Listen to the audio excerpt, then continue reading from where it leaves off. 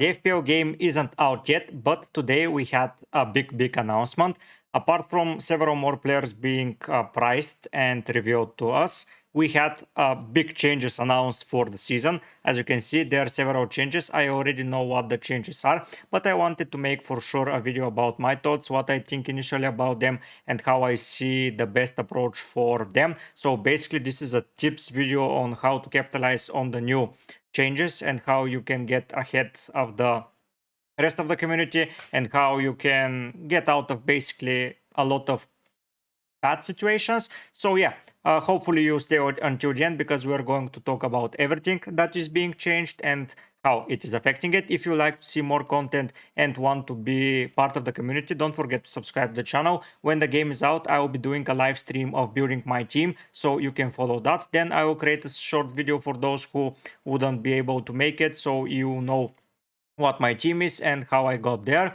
But for sure, the stream is going to be interesting. After I come back from work, I won't be doing a transfer on the phone. So basically, the everything won't be done on the phone. I will come back. I will sit. I will press the stream button and I will start building it. You can come and join me live. You can come with your lineups. You can suggest players. You can think about a lot of things. I would like to have you more involved during my build-up process for game week 1 as opposed to last year when I was doing it all by myself. This year I want to have people involved. I want to hear suggestions. I want to hear different opinions. I want to share with me how I build teams. So basically this is going to be live build of the team. So maybe I will try and do videos about several things such like that, maybe streams where I will update my draft and give you an update why I pick those players. It will be like a live communication, so stay tuned for that. If you want to be part of those communications, don't be afraid, ask questions, ask about opinion, give your opinion. I'm answering to everything. That is not a bad thing like hate or some bullying to other people or shouting bad decisions. I'm not going to give that. I want your honest opinion. I want it well structured. You can say pick this and I want to hear why I should pick this and why do you believe that, not because of stats or just vibe. You can have a general opinion and let's make a community that thinks, and it's going to be different from just copy and paste my team. If you want to do that, feel free. I'm not here to say someone is wrong or someone did something or someone did that. If you want to copy my team or copy someone else, feel free to do it, but I want to make your thinking and I want you to have fun in the game and to enjoy the game, because first of all, it's going to be your decision. Second of all, you'll find it more fun. And third of all, it's going to be you who win it one day or another. So please, if you have anything to add, anything to describe, anything to suggest, don't be afraid to do it. If you want to copy, do it. It's up to you guys. And now let's dive into the changes after this long intro that I did. Sorry for that, but let's dive. So in summary, there are going to be more transfers, new chip, and this is going to be seriously a season like no other. So the first change is the 5 transfer rule. Until now you were only able to save up to 3 transfers. This means every week you get 1 free transfers for those of you that are playing the game fresh and it's their first season. So every week you get 1 free transfer. After the week passes and you haven't used your transfer, it got banked. You could have stored up to 2 transfers. So if, let's say, after game week 1 and after game week 2 you don't use your transfers and then you decide that you want to migrate them to game week 3, but then in game week 3 you don't want to change your team and you buy basically no one and you go to save the 3rd transfer, that was scratched off and you were remaining with 2 transfers after game week 3. Now the rule is changed. You still get 1 free transfer per week after every week. So after game week 1, after game week 2, up until after game week 37. But now you can bank up to 5 transfers, which is game breaking. Honestly, 5 transfers saved. This is not a mini wildcard. This is an enormous wildcard. Like I've seen several people in the past years do the wildcard changes for 3 or 4 players because their team was amazing already. So basically you have a second wildcard, a second semi wildcard. Let's not call it mini, but semi. You can still take a hit. So basically with a -4 or -8, you can do 7 transfers, and 7 transfers is more than half of your team starting lineup. So that seems crazy, and that's a good thing. The other thing that is changed. Before, if you use the wild card and you had 2 free transfers saved, then after that you got only one. Now those transfers are saved. So after the wild card, if you had 4 transfers, they will transfer for the next, and you will be most probably given one for the fifth. That's not something that they've specifically said, but I think it's going to be that way. The same goes with free hit. Here my thoughts are, after a wild card, that's crazy to do, because you can stack transfers, wild card, and then you have 4 transfers or 5 transfers left, and you can basically get out of jail for so long. Like, there is a strategy in my mind, like you go, and I think I've saw someone mention it.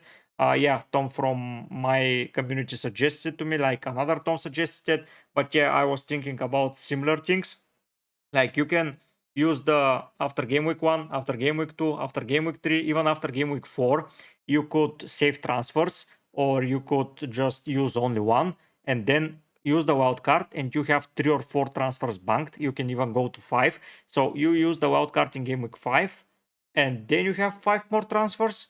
And if that doesn't sound pretty tricky, I don't know what it is. With free hit, I get it. It's not a very good thing. Like you own the transfers, and just for a small game week, you decided to use the free hit, and then the transfers are gone, and you had to use them before the transfers were reverted. This way, for the free hit, I agree, but with the wild card, I think at least it should have been only left with 2 or only left with 1. Like, having 5 transfers, it's an absurd number. And if you get ahead in the beginning of the season, then you do the wild card and get the best players in your side, and then you have 5 free transfers to get. No one is catching you up until the half of the season. I mean, who is going to catch you? You have to make such a bad decision of players that are so bad that you should be losing the draft. Like, this is going to be good for teams that are planning. For teams that are not planning, this is going to be good for casuals. If you sleep too much and you miss the deadline, you won't lose a transfer. You can get back to speed with 3-4 transfers. It's like a mini wildcard. We called 2 free transfers a mini wildcard when you take a hit for a -4. Now you can save up to 5 transfers and do 6 for a -4. That is a semi wildcard. That's basically over 1/3 of your team changed for a -4. Which is a groundbreaking for me. A lot of things will happen here, a lot of strategies will develop. We will have to cover a lot of them, but we will try and assess the page and the transfers step by step and see what different strategies we can adopt. As maybe we will need to get out of jail free card, maybe to double up on the wild card, maybe something like that, maybe to catch up to someone. That means that if you are far behind than someone and he's using transfers regularly, and you want to surprise him and to catch him in the mini league, 3-4 transfers, and you are basically better prepared than him for no hits. So this no wild card usage when you have 5 free transfers is amazing. For the bench boost and triple captaincy, there isn't no change apart from more transfers being stacked as it's stated here. So honestly, I think that this change, we'll see how it's going to affect, but for me, saving the transfers, especially for the beginning, like, you spent over a month planning your team and then using transfers every week seems strange. Just monitor players, see how they're playing, see which team is getting ahead, which team is getting bad, and then after game week 3 or 4, you can either wildcard or use 3 to 5 transfers to just swap the bad players and bring in the hot guys. So yeah, a lot of strategies to happen, so we're going to discuss a lot of them. Next, we got a new view and we have a new chip. So basically it's called a mystery chip.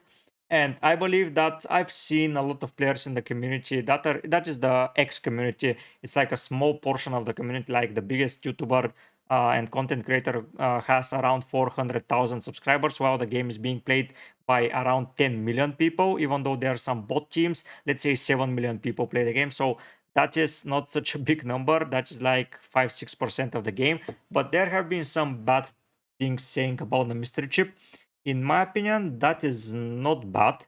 I believe that this is going to be the countermeasure to too much planning with the 5 free transfers, because if you know the exact chips, you know the blanks, you know everything, you can just go and plan from now up until the end game week 38 where you would like to change. You can adjust a little bit, but basically the plan will be the same. But with this mystery chip, like, it can be a limitless draft, it can be out on attack chip that was used before in previous years in FPL. Like, it can be a lot of things, and it's better to not know it than to predict it from now. Like, this is a good thing to get the viewers hooked.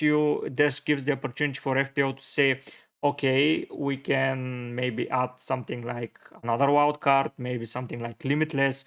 Like, there is a no, the World Cup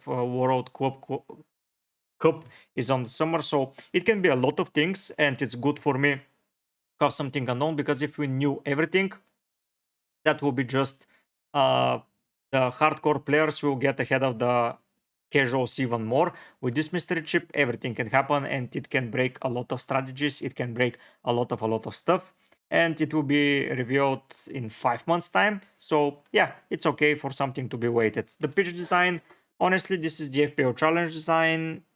I don't care about it. Honestly, I personally don't care. Teams are the same, player names are there, so it's just information, and I don't see a reason to discuss it. And now we have some interesting things to discuss: the points scoring and the bonus points changes. So realistically, there is a change in the goalkeeper scoring points. I believe that it is a good thing, because the goalkeeper scores once in 5 years or something like that, or 10 years. And to have the same number of points as defenders, it doesn't seem okay, because defender joins set pieces, defenders do a lot of things, they can get a lucky goal, while goalkeepers are lucky goals, and at least get 10 points for that, which is amazing. And now we have the bonus points changes. So bonus points is a metric for those of you who have not been playing the game so far. If you are coming from Euro Fantasy, like Euro, it equals similar to the man of the match. So bonus point, there is a system with different point ranges. So I believe this will be yes. So you get, for this playing 1 to 6 minutes, you get 3 bonus points. For playing over 6, you get 6, and you get how they get similar bonus points, like conceding a foul -1, being tackled -1, yellow card -3. So you're getting some bonus points that are being stacked during the game, and then at the end of the game, the top 3 players or the top 3 scores get bonus points from 3 to 1, and that's how they get the bonus points equals man of the match from the Euro Fantasy. So that's the system.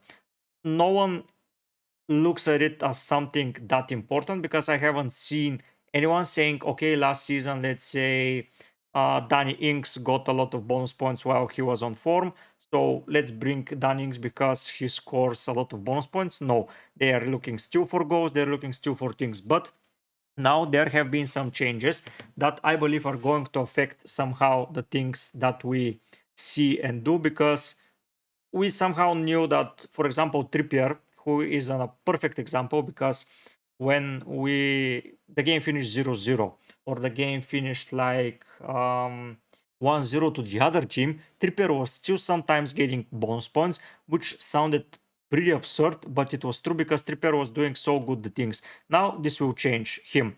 On other defenders, such as, let's say, Guardiola, this will affect them as well. Midfielders will be affected, and I will discuss in a minute why. Firstly, save on a penalty will be reduced from 15 to 9. So basically, last season, Areola saved a penalty. Even though he conceded a goal, he got the 5 points saved from a pen, and then he got 3 bonus. So basically, it was like 1 penalty save, and it was immediately 3 bonus for the goalkeeper, even though he conceded, even though he did things. Now, compared to that, he will receive 9 instead of 15, and if they concede a goal after that, they will lose 4 more. So basically, for a save penalty with no clean sheet, that instead of 15, that is to 5, which is a very big drop, in my opinion, for the bonus point numbers.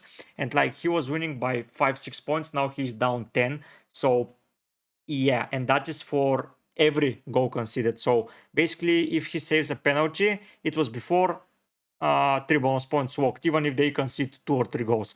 Now penalty saves won't matter as that much on the bonus point, so he won't get instantly 3 more points. That is added to the defenders. Now it will be pretty tricky for a defender.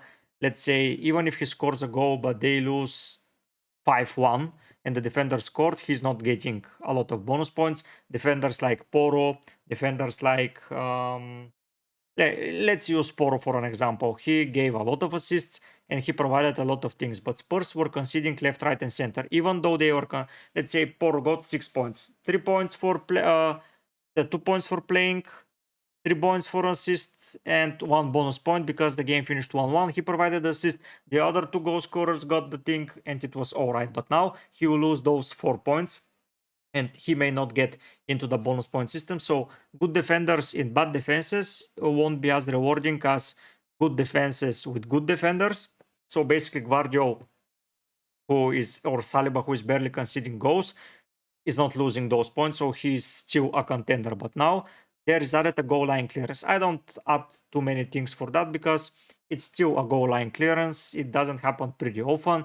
Like the last season, it was 3 maximum or something like that I read somewhere. So it will be 9 bonus points more and it will be in only 1 or 2 games. It may mean nothing, so I'm not saying a lot about things.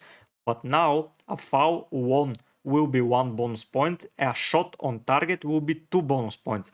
So for example, Guardiola, if City make up their defense and play well, if he continues taking those shots and if he continues getting fouled, he will be a bonus magnet machine. Trippier, I feel like the same. If Newcastle are getting better, he has been fouled. He's making a lot of chances created. He's taking a lot of shots. So this will be good for him a lot. But the guys that are going to benefit the most, in my opinion, are midfielders. Forwards, for goal scored, they're getting a lot of bonus points as their strikers.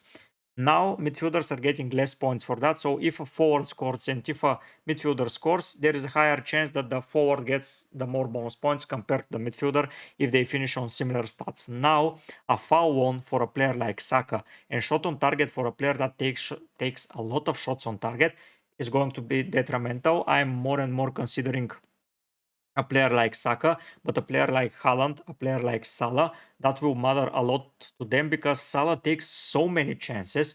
Like he has at least 3 or 4 shots on goal. Haaland the same. He is wasteful sometimes and he just hits the keeper or misses the target. But when he keeps the keeper, when he hits the keeper, this will get added more and more and more, even though he misses. And a single goal for him, it's an immediate 3 bonus points. So now I get the price of 15 million, and I believe that attackers that take a lot of shots are going to benefit, while defenders with teams who are conceding, now there no chance for bonus points nonetheless. And even if they perform well, if they concede goals, there is a even less chance to get the bonus points. So I'm hardly deliberating, should I put at all defenders that are expensive or should I go just for some defenders and then be it? But we have at least a month think about that, so let's not get ahead of ourselves. So that's my thinking on the bonus point system. The shot takers and the dribblers will get more bonus points, but that does not mean directly that they will get more points in the game. It means that they have the ability to get more points in the game. So all in all, a good change for attackers, not so good on defenders in my opinion, not so well on goalkeepers, but we'll see how it goes and we'll see how the things are going to proceed when the season starts. Now there are some changes in the blanks and doubles. The schedules for the FA Cup will be different as already mentioned, and that there won't be so many big blanks or so many big double game weeks. So using the chips in those weeks may not be needed anymore. So we'll have to rethink our strategies. Let's see how it goes. Let's see first of all when the games are going to happen. It's so far ahead. I do not recommend using the bench boost and the free hit so early in the season. Keep it for up ahead. We'll have better options to use them with more information and with more things. So more, if someone cares about FPL Challenge is another mode for the FPL game. I personally don't care. I'll create a draft, but that will be it. I honestly don't really care about that. I hope this video was helpful with my insights, with how I plan to utilize the chips, with how not the chips, strategies, what is going to go through my head. Am I going to make any changes to my draft based on that? I personally don't know. We'll have a tinkering. We'll see all the prices today. We got Ben White for 6.5, which is It's kind of strange because Guardiola is 6, Trent is 7. Am I going for 6.5 white? Probably not. Son is 10 million, which is a good thing in my opinion. Like 10 million, pretty okay. Penalty taker, over 200 points now with more shots. He has been fouled a lot, so we'll see if we're going to integrate him into the squad. A lot of things are going to be discussed tomorrow. I hope the game is being launched. So today, basically when you're watching, the game is being launched and you'll be seeing me on the stream. If you want to be notified, just subscribe and hit the notifications. That will notify you when I have the deadline, when I have the building stream live. Just like this video, comment down below if you think those chips are going to affect a lot of things. We'll have a lot of discussions. I'll be preparing more and more during the preseason to address everything. But for now, guys, I'll be heading out. Bye.